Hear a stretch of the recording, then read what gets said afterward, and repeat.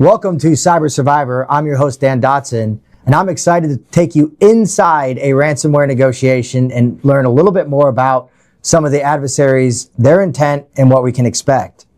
Ransomware is something that is talked about widely, slightly understood, and is very impactful to healthcare organizations. In fact, so far this year in 2025, there's been over 650 successful ransomware attacks on healthcare. These are widely impactful to patients. The most longest lingering one from 2024, Change Healthcare, has impacted over 192 million Americans. On top of that, ransomware costs are increasing substantially. The average ransomware payment is over $1 million, and the total impact is over $10 million. This is very difficult for organizations that operate on grocery store margin budgets. I'm extremely excited to introduce our guest today, TJ Ramsey. TJ, welcome to the pod. Thanks for having me, Dan. It's a pleasure to be here. I'm super excited, man. Look forward to learning from you. Me too. Let's start with a little bit of background. TJ, what got you into cybersecurity after your veteran career?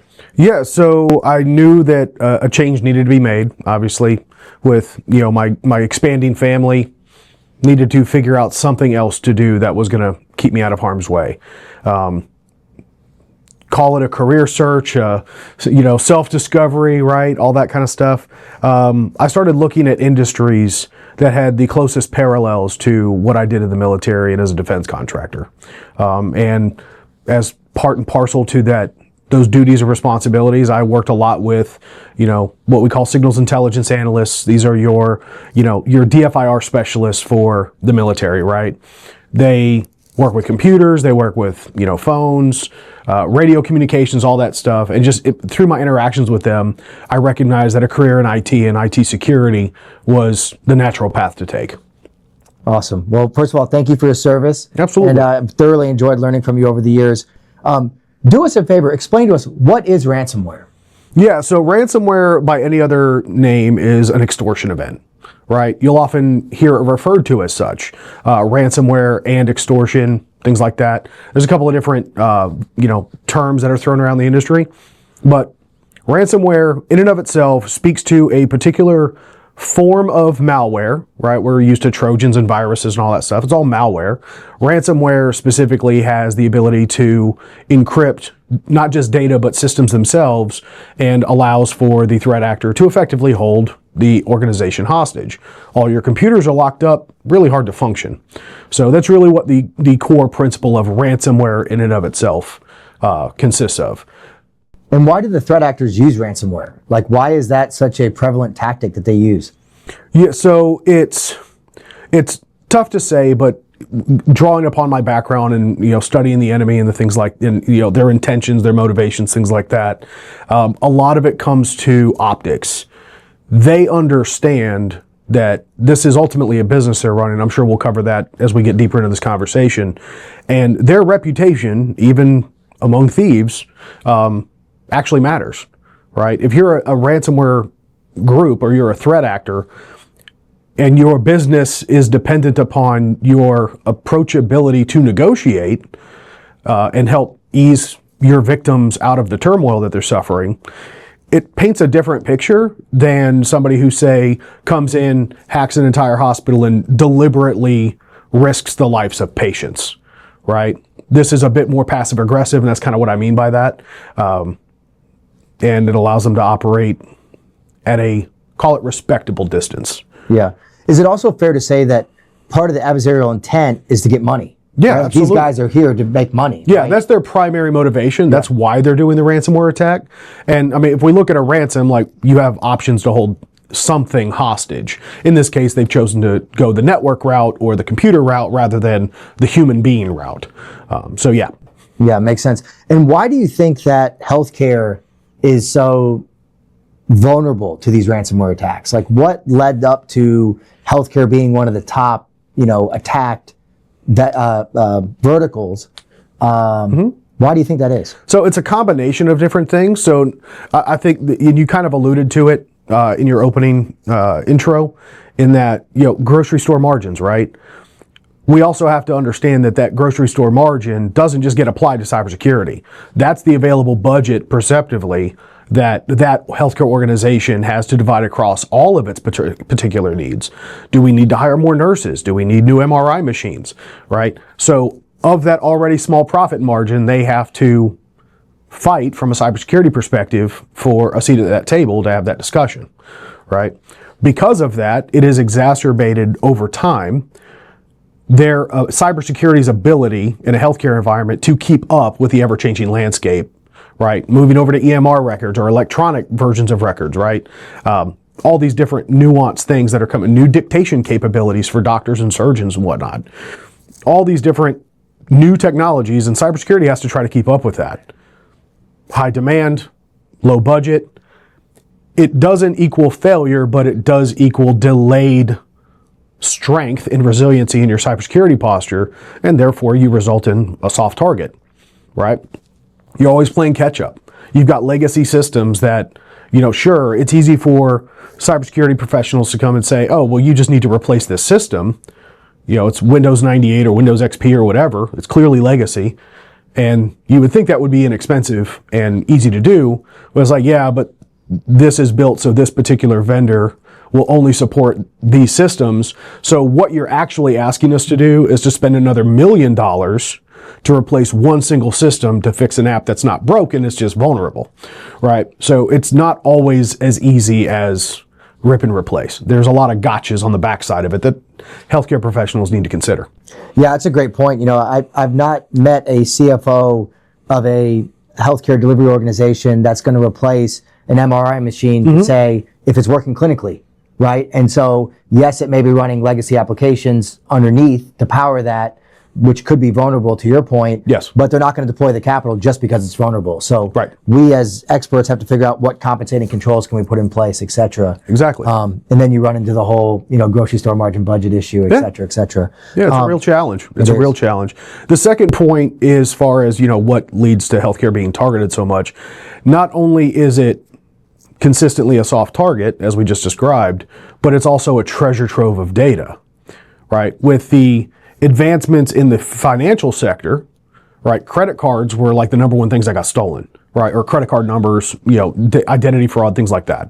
But specifically to target the financial sector. As we saw the ramp up in security and regulatory requirements for the financial sector, the value of a credit card number on the dark web is practically worthless, right? I think the last time I looked at the specific numbers, they were going for about 50 cents a credit card number, right? I mean, if I walked out of here with your credit card today, you just call your bank, say, hey, I lost my card, right? Could be stolen, I don't know. And it's shut down, you've effectively minimized or completely nullified your financial risk. And similarly, your financial institutions, right? Well, now you open up the opportunity to collect names, addresses, social security numbers, next of kin, blood type, medical diagnoses. It's a treasure trove of data, and it's reusable. You can't change your social that easily. I've never even heard of it being done. I'm sure witness protection probably has some tricks, but that's not my discipline, right? Not commonly available. Right. I get it. Yeah. So that really works out to be like that. How do you think that the fact that healthcare has a patient involved with it, which I think provides operational pressure to that organization to be able to continue to execute their mission, which is to serve patients in that community, how does that pressure play into the mindset of the adversary as they think about, man, if they have to operate and they need systems to operate, are they more likely to pay? I mean, does that kind of play into the psyche of the adversaries as they think about who to target? Oh, absolutely. I've even, been involved in negotiations and even observed some that I wasn't directly, a participant in. And I've seen threat actors deliberately call out HIPAA regulations, OCR investigations, all these other different U.S. laws and regulatory compliance requirements, like to add to that fear, right? Like, hey man, by the time you get done paying everybody and your own government penalizing you, to the hill and back, you just pay us the $1 million we're asking for, right? It's not going to be that bad. And we don't have to tell anybody, right? And on that side, you don't see it from the threat actor so much. You just generally see it from the patients themselves, or people that have been patients more specifically. Patients that are currently being treated, generally you don't hear a whole lot from. I'm sure there are people that do, but in my capacity, I don't, because the number one concern there is just patient safety, right? Hey, Mr. and Mrs. Patient, like, things are slowing down, but we're going to make sure you're taken care of, et cetera, et cetera. All the other patients who may be not currently in the census of that particular hospital, they're the ones that are beating the door down with torches and pitchforks going, well, what are you doing with my data? How did my data get stolen? And demanding answers. And that just adds to the totality of the situation that increases the stress on the people that need to make the tough decisions in those situations. Right? Lot of pressure points for sure. Talk to us a little bit about how does a ransomware event start? Yeah, so generally it'll be observed, sadly, post actual ransomware deployment. I think it's important to understand where ransomware falls into the attack chain as a whole, directionally. Usually there will be initial access, right? The threat actor will work their way through the network, or whoever bought the data about that exploit, right? Oh, well, this data discovery, or this initial access team got access to Acme Hospital. We bought it from them. Now we're going to go in with the data they found, or the information they gave us. We're going to steal all your data. Then we're going to give you, then we're going to deploy ransomware. Right. I've even seen a dead man switch where if access from the threat actor was interrupted for more than 24 hours, it would be on a scheduled task that would deploy the ransomware, if like kind of a dead man switch, right? So the ransomware is actually kind of the final execution shot, if you will, to that victim organization. And you typically find out because you start getting, maybe you get reports of systems going, becoming unavailable. Maybe applications aren't working the way they're supposed to, but it generally spreads like a wildfire and relatively quickly. And in some cases, as soon as you log in, you see a README file on your desktop, or a wallpaper that says you've been encrypted and we stole your data, and you have to go from there. But yeah, usually there's a ransom note in some form or fashion. And how are they getting into the system to begin with? There's a myriad of different ways, but as is commonplace, especially today, the user is often the weakest link. It's clicking that email, or clicking the link in that email, opening that PDF, right? Or even third-party compromise, right? If I'm, Joe Bob and I work for Acme Hospital, maybe I register on LinkedIn with jbob@acmehospital.com, and I'm lazy, so I'm just going to use the same password that I use for work. It's long and complex. Who's going to guess that, right? Well, if LinkedIn gets hacked, as they have before, if I see a business email domain that's not like at Gmail or Yahoo or whatever, and I get that password, I'm probably going to go see if that gets me anywhere. And even if I don't attack it directly myself, I could probably sell that data to an actual ransom group. So it's important as we continue this conversation to just put everyone's frame of reference in the right place. When we talk about ransomware groups, it is better considered like a mafia or an organized crime racket. That's really like the best way to consider this as we move forward in this conversation. Like, that's the picture I want everyone to have in their mind. Okay. Explain that picture a little bit more. So talk us through, how does that mafia work? How does that gang work together? Yeah, so it actually plays directly into like what the ransomware negotiation looks like, but to kind of focus on that, it's no longer like one gigantic entity. Even with all the different ransomware groups out there, it's not like one conglomerate. They're all a bunch of individual businesses. So you have a leadership structure, right? You have a management team. You actually have a dedicated negotiation team for that threat group. And they might work with people that develop ransomware themselves. You hear it as ransomware as a service now. I might not even attack anybody with it, but if I crafted the weapon, I can sell that weapon, right? In this case, the ransomware.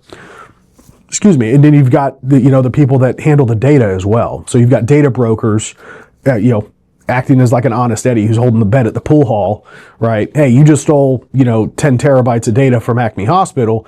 I'll hold on to that for you. So if you get burned, we still have a chance of making money, right? Because I've actually seen cases where the ransomware group negotiators themselves, like, they backed off. That third-party data broker came back around and started messaging to say, well, actually, I've got your data now. You owe me.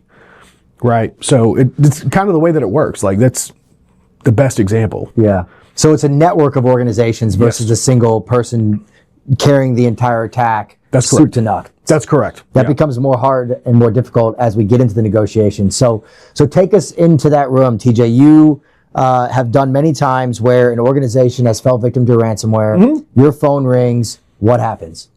Yeah, so first and foremost, it's important. We enter in what's called a triage stage, right? Just like you're assessing a casualty on the side of the road or on the battlefield, you got to figure out what the heck is going on. There's a lot of emotions. Those first 24 to 48 hours, and I mean straight clock time, not business hours. Like it's usually you're burning the candle at both ends for that particular phase. Figuring out what happened, getting arguably what you might consider witness testimony, right? Okay, we've got digital artifacts, but what else was observed? Right? Has anyone been contacted directly? Because that happens sometimes too by the threat group, right? There's even threat groups that'll contact patients, but that's another story. So you got to figure out what exactly is going on. Usually get a copy of the ransom note. You need to validate a few things. Has anyone tried to reach out to this group already? Has somebody inadvertently kicked off the countdown timer that you often see associated with these types of attacks? And then sitting down and talking to the executive team really and see if it with respect to the negotiation phase, right? Once the triage is underway and we kind of have a better idea, at least technologically and operationally, the teams are working to collect the evidence, do the forensics analysis with the intent of helping to expedite recovery, right? Figure out what was touched, what was stolen. All that is still going on. The ransomware negotiation itself is almost a separate but parallel operation. So let's just say we're going down the path of ransomware negotiation, right? First and foremost, everything that we might do has to be passed through executives. It's a business decision at the end of the day. So you have to consult with general counsel, generally all the C-suite executives, and maybe even the board of directors. All right, do you want to negotiate? Is this something you're willing to even come close to entertaining? There's usually some Q&A like, hey, well, if we don't want to pay, do we still have to negotiate? I'm like, no, you don't have to. You can take the whole we don't negotiate with terrorists line all day long. But there is generally some good intelligence value that you can gather from that interaction. It's also good to think about like ransomware negotiation by another term that is used in the industry is called threat actor communications, because that does imply like, I'm not here to negotiate with you, but I'm going to go through the motions. And honestly, the biggest challenge in that particular situation is helping the leadership team to understand what is called the TCB, the total cost of the breach. It's real easy to say, oh, well, they're asking for 1.2 million. That's a lot of money. I don't think there's anybody on this planet that would tell you it's not a lot of money, but still. And you say, okay, well, you're completely down right now. You're non-functional, or you're functioning at 10% of your capacity and capability. How much money are you losing a day that we're down? Oh, well, maybe it's $100,000 a day. Okay, so in 10 days of being down, you've already lost the ransom. You've already lost it, right? And it's not with the intention of forcing their hand. It's about helping the executives to make an informed, reasonable, and rational decision. Yeah, and you've seen a lot of these. What is the emotional situation like with those executives? I mean, they're either at their house, or it's a holiday weekend, or it's at night, or it's the middle of the day. They may be on vacation. Like, what does that look like? I mean, how high are the emotions in that event? It varies. It varies from organization to organization. Truly, I will say, and this may be you call this a bad thing to some extent, but as sadly organizations have been getting more and more inoculated to these types of events, I have noticed a bit of a reaction change. Right, they're still obviously very upset. They have every right to be, and quite frankly, no one is more upset with those bad guys than guys like me are. Right, because we have to deal with these same people every single it's. Oh wait, we got hit with Conti ransomware. Oh great, it's another Tuesday. Right? I see the same criminals all the time, whereas that particular organization may have this is the first time they got hit. Even that notwithstanding, because we're constantly having conversations like this to educate and inform people. It's like, wow, this really sucks, but I know you guys are here to help, and let's get through this. Let's make smart decisions. And we're seeing more level heads prevail. about a year and a half ago, those first 48 to 72 hours are usually pretty rough. Yeah. Everyone's wanting to know, like, how many hours are we going to be down? Like, is this one like, no, this is a weeks long thing, right? It's just the reality of the situation. Yeah. In most cases, you get hit with ransomware, expect to be down for a few weeks. And there's a lot of anxiety, I imagine. Typically, is the CISO or the CIO, are they in that conversation? Do the executives are they mad at those people? Like, what's that dynamic like? No, so it's really just a division of responsibilities. So usually the CIO will be involved to some extent with the ransomware negotiation, that table one, we'll call it, right? So all the internal victim organization discussion, so me or my team coming in and talking to them. The CIO or CISO may be involved, but they understand, as well as the rest of the executive leadership team, is their attention is better served with the recovery and the forensics analysis and the eradication and that stuff. So they'll generally be involved from an advisory perspective and to provide that direct consultation from an IT perspective to the C-suite and the board of directors. But generally it comes down to like CEO, CFO, and general counsel, as well as compliance to an extent, but more as you get a seat at the table, but there's not a whole lot of input that compliance has in that respect, right? So yeah, generally, I've also seen it whittled down, because when you're dealing with ransomware negotiation, it is really easy to get too many cooks in the kitchen, right? It's not about taking anything away from anybody, but we need like deliberate, well-informed executive decisions to be made. And sometimes you don't have the time to hem and haw over it. Like, you need to make it in relatively quick fashion, depending on how the negotiation might be going to that point. Yeah. If one's already been started. And you mentioned the clock, right? So in a lot of situations, it's like, yeah, you have X amount of time to negotiate. When does that clock typically start? And how do you manage against that clock? So it usually will start as soon as someone accesses the chat room on the dark web that these guys like to operate out of. There are, of course, edge cases where they've started it already, but that's generally a rarity that happens. Again, an edge case. But usually as soon as someone logs in, even if they don't start chatting, because they're tracking it, like there's actually some good cyber acumen in these ransomware groups, right? So they know when someone's logged in, that'll kick off the timer. That's one of the reasons why one of the first questions we ask is, hey, has anyone gone to this website? Yeah. And if the answer to that is yes, you can generally assume that the clock has started. Got it. So to your second question, or second part of that question though, is it's generally a psychological ploy in most cases. There are some more hardline groups that stick to it like gospel or doctrine, but some of them are a bit more amenable to giving you more time or whatever have you. It also depends on what they're getting out of the deal as well. The negotiation, not to get too cheesy about it, but is a bit of a dance back and forth, right? But the song goes on longer, the better you're dancing together, if that makes sense. Got it. Yeah, for sure. So decision point number one after a ransomware event is, do we negotiate? Do we communicate with them? What is your recommendation, and how do you help people think through that? So it depends on the totality of the situation, and it's different from the total cost of the breach. If a client or a victim organization has good backups, right? If they believe that they can recover quickly without trampling on any evidence, then hey, you might choose to not negotiate at all. If it's faster for everyone to just laser focus on the recovery, then so be it. But if the initial investigation or that triage portion indicates that data may have left, like data's actually been stolen, I would encourage people to consider at least opening that line of communication just to help find out what they might have taken. Now, ransomware groups are getting wise to this, right? They used to give you a file tree, right? Hey, give me proof of life, prove to me what you stole, and they'll give you a text file with a laundry list of every folder and file that was included in what they grabbed. They're starting to charge for that now. So you might have a full ransom of $1 million, but if you want the whole file tree, you have to pay $150,000 or something like that, right? So they're getting wise to how the defenders are starting to use that data. But still, it never hurts to ask. That's fascinating. So they're going to collect a little bit along the way. So let's say you've made the decision that you want to open up communications. What does that first step look like? So the first step's generally pretty simple. You first want to understand again, we're referring to table 1. So with the client or the victim organization, if they do make the decision, they want to open up the communications, okay, all I'm going to do is say hello.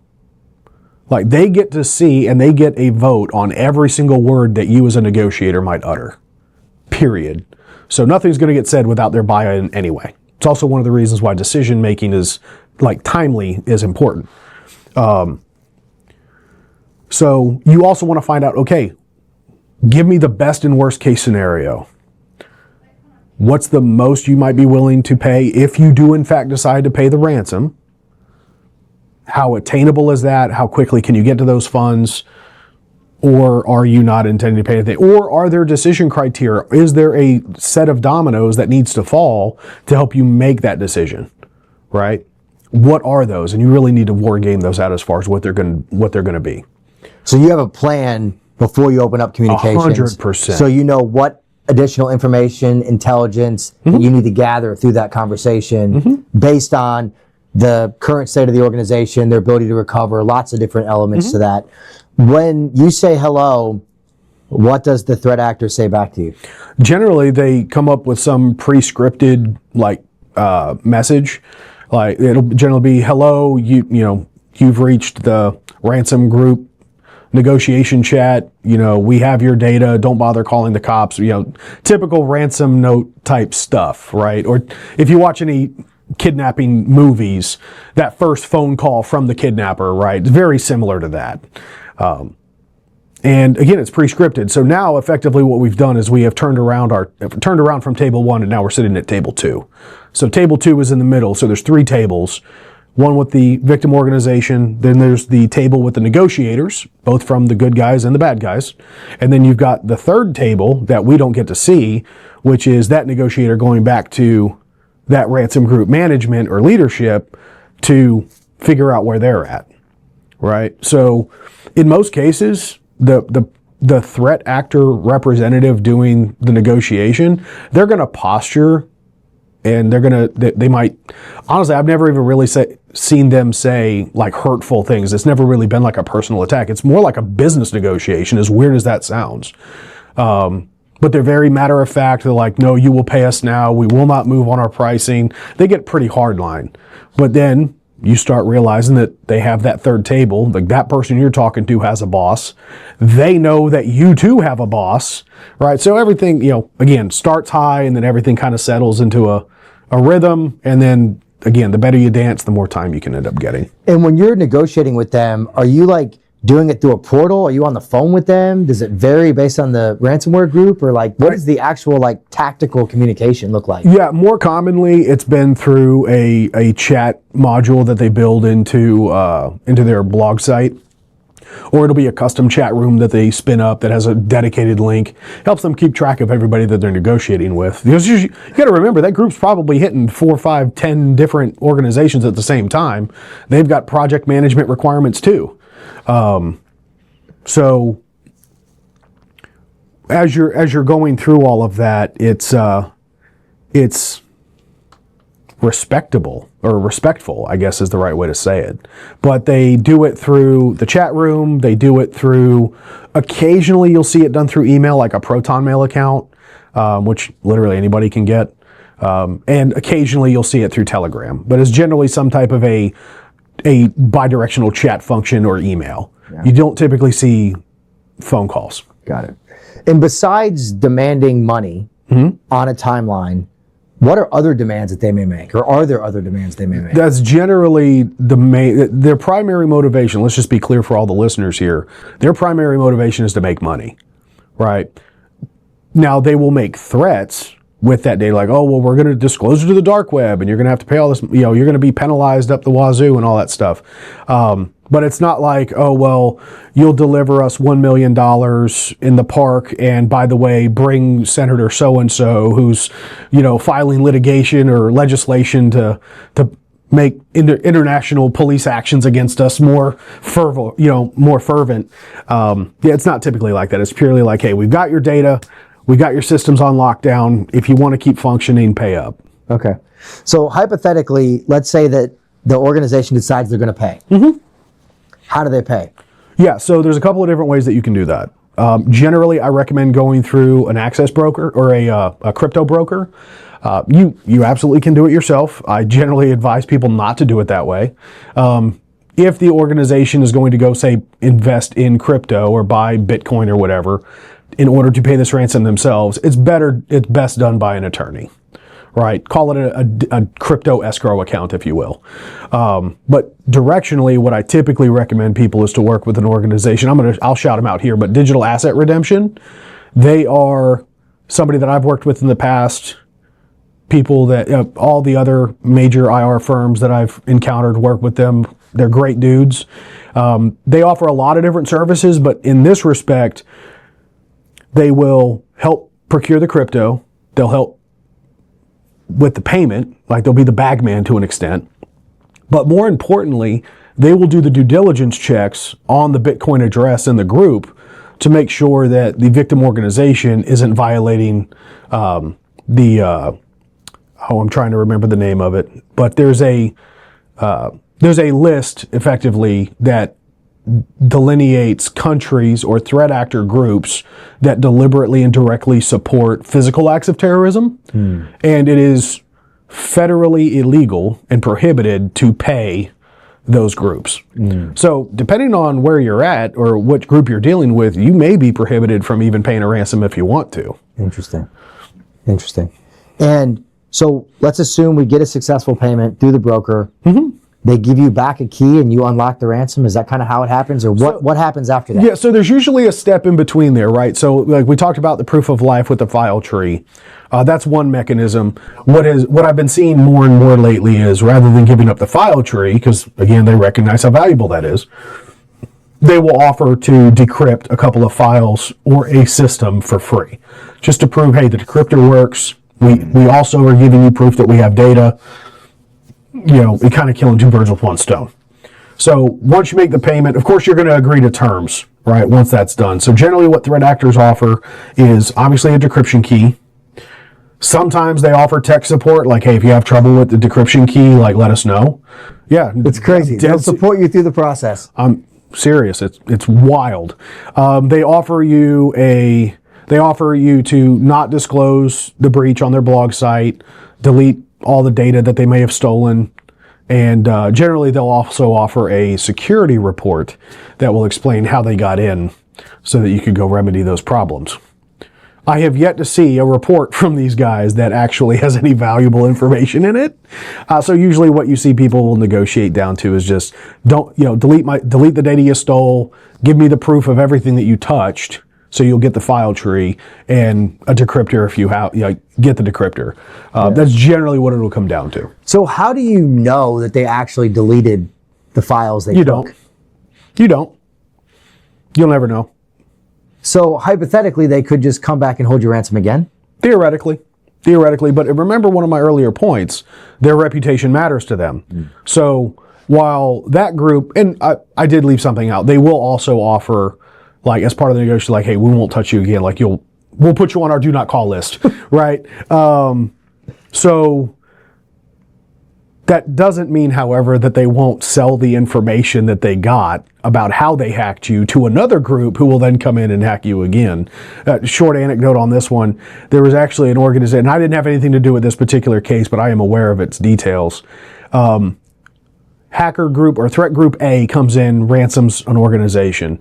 During the negotiation, another ransomware group came in and hit them again at the same time, so they got double encrypted, and now you've got the negotiators trying to deal with this group and now that group, and now you've got these two groups, the two threat actor groups, arguing with each other. It was just an absolute nightmare.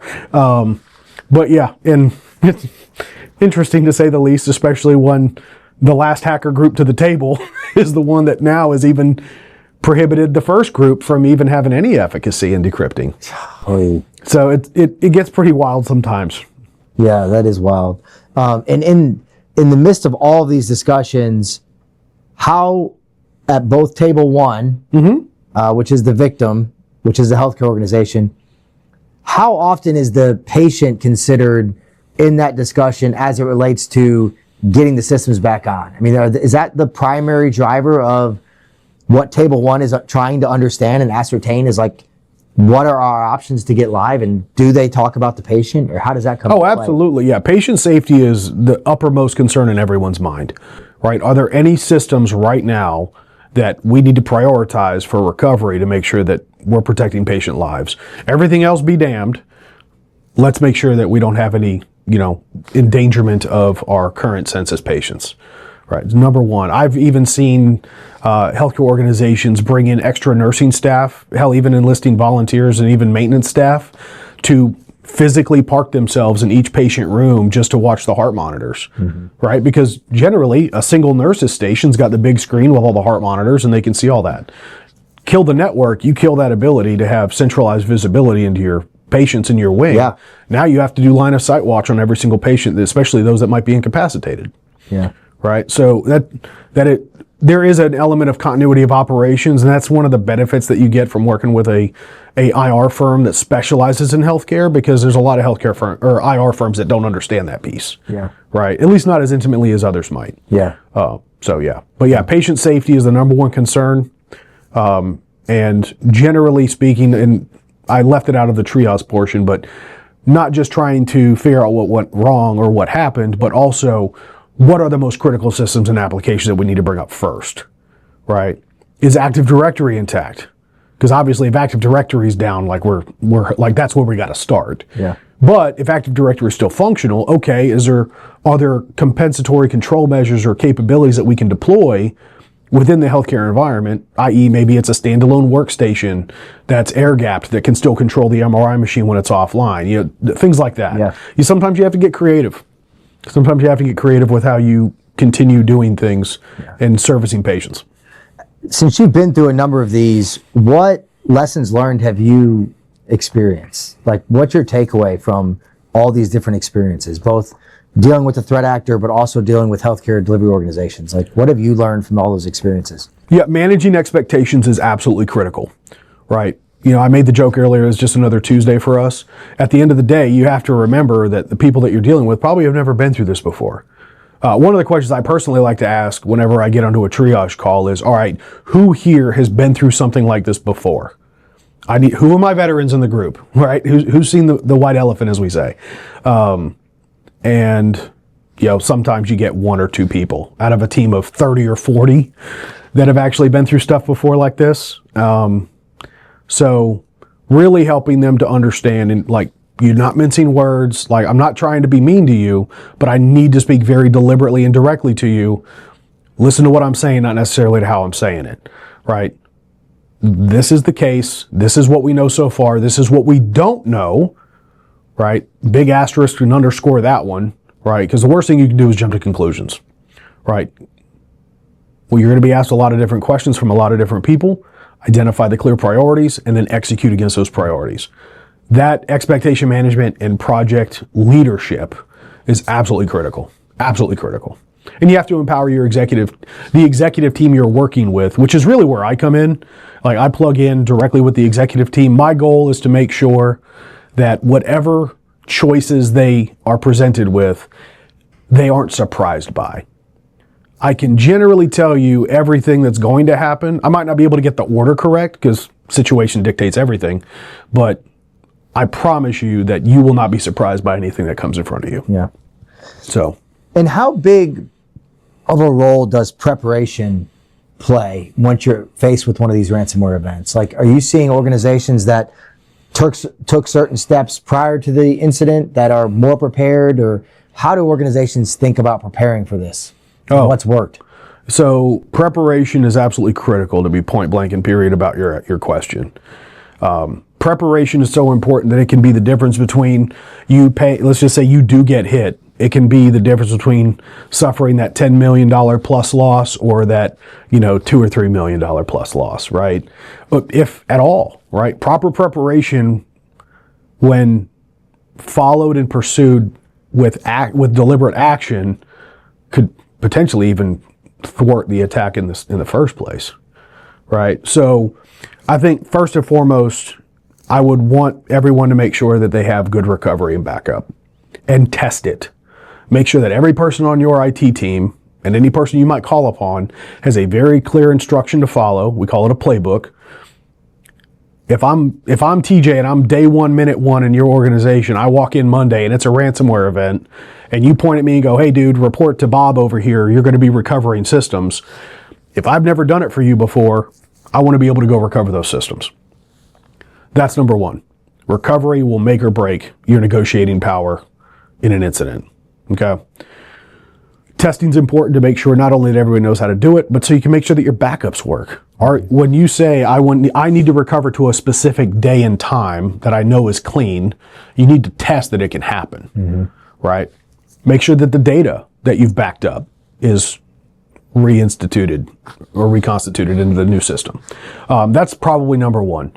A close, and I mean close second, I'd even go so far as to call it 1B, would be a quality EDR technology. Right. There's a lot of technologies out there that talk about this, like, oh, well, we do EDR, we do XDR. No, you're just a basic antivirus. I need behavioral detection capabilities. Anybody can find a hash. Anything can pick up a signature and find a hash and report it as malicious. I need to know that if I'm a threat actor, if I've compromised your admin account and all I'm doing is logging into another system from the system I popped, like, I need to know that I'll be able to do that safely. Because that's what I'm doing before I start dropping payloads. I'm just living off the land that I'm moving through your network. Completely natural, no other bells or alarms going off. The only thing that will detect that is a quality EDR technology, because that's behavioral analysis, not heuristics. Got it. And when you think about the EDR technology and the variability out there, do you think that most organizations understand the difference between that? Because like any industry, there's so many buzzwords in cybersecurity, right? I mean, you've seen some of my MDR, webinars. EDR, XDR. I mean, it's everywhere. Every time you turn around, right? Now NDR. I mean, it's everywhere you turn around. So like, how much of that is marketing versus, which I'm sure it is for those that are trying to grow their businesses, nothing against that, but like, how do you think that healthcare organizations understand the differences, or do they? I think they do now. I think early stages when, call it, I think it was 2-3 years ago maybe at this point, when EDR first came about, right? Really became a buzzword. To your point, and by my own previous critiques, the marketing industry as a whole did what they did, and they jumped on hot button topics, and they started labeling things, maybe things that they weren't actually being, right? Antivirus being called EDR. Could you theoretically argue that the definition of EDR could be applied to antivirus? Sure. But EDR was deployed and developed with a particular role to carry antivirus effectively to the next level. Right, next gen AV is really what it kind of started as, right? So marketing has a problem with that, jumping the gun, right? We love them, we love what you guys do, but still, healthcare, and I think the industry in all verticals, power generation, critical infrastructure, things like that, not just healthcare, they've started to get wise to it. Like, okay, like when I ask for EDR, I know what to expect. Right. And it's largely because of that marketing. It's kind of the good side of it is that it generated enough buzz where people started kind of doing their own digging and started getting demos and asking the right questions, where I think they've caught up with it. Right. I think they know the difference now. Yeah. Got it. I have one more question, but before I ask it, is there anything else that we haven't talked about today that you want to share? There are very few problems that we face in the IR world that can't be solved with a little bit more communication. Be willing to speak your mind with what you know. Holding back in an incident is like pretending you don't know where the fire extinguisher is in a house fire, right? Speak up, let yourself be heard, do it politely and appropriately. Understand there's a lot going on, but if you're sitting there being quiet, like, no, we've got to start talking. And more importantly, if you don't know what you should be doing, ask, like, hey dude, I don't know what I can be doing here on my own. Where do you need me? Right. And that's more advice for, especially those younger generations that are starting maybe at an IT help desk, never been through this before, right? Yeah. Be willing to acknowledge what you don't know, but be willing to offer that assistance wherever you can. So communicate. That's great. And that you may have just answered my last question, but if you had one piece of advice to give somebody that might be faced with this, what piece of advice would you give them? So to caveat off of my communicate speech, communicate, but also take action with respect to preparation. One of the things that I love about being able to deliver IR services in a preparatory perspective is we're helping to champion the conversation around incident response preparedness. Why does your mortgage get paid? Because you don't want to get foreclosure, right? Why don't you get hit with ransomware? Because you're actively, or you do these security things so you don't get hit with ransomware, right? You always be having the conversation is the point, and then take action wherever you possibly can. Great. Well, I appreciate you so much Absolutely, for coming on Dan. today. It's been a treat. This is great. Thank you so much. I'm Dan Dodson, and this is Cyber Survivor.